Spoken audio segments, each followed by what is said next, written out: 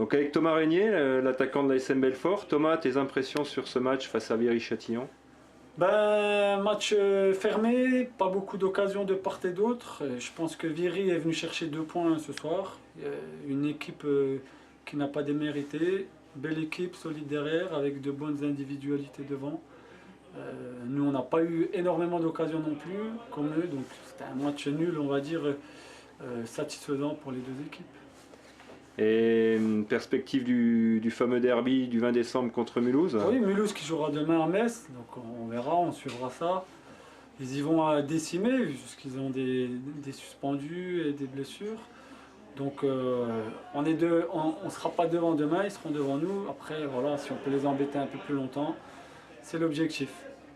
Un adversaire qui n'a rien lâché finalement, qui a été accrocheur. Ouais, c'est une très belle équipe, hein. Franchement. Moi, je ne m'attendais pas à une grosse équipe aussi physique. C'est vrai qu'ils sont très physiques.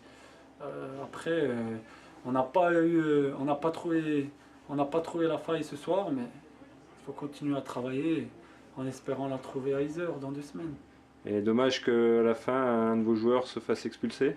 Ouais, je pense qu'il se fait expulser injustement. Je veux dire, 10 minutes avant, il y a une faute sur nous, dernier défenseur.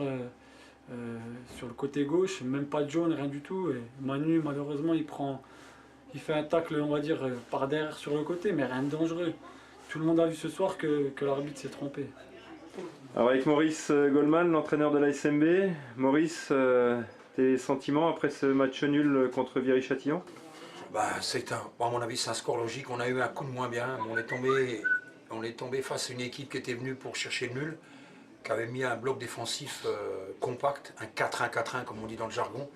On n'a pas su s'adapter et puis finalement le nul est logique. Le seul bémol, c'est l'expulsion très très sévère de notre latéral gauche, Manu Kabi, au bout des arrêts de jeu. Là, je trouve que c'est très très sévère et ça c'est ce qui me gâche ma soirée. Voilà.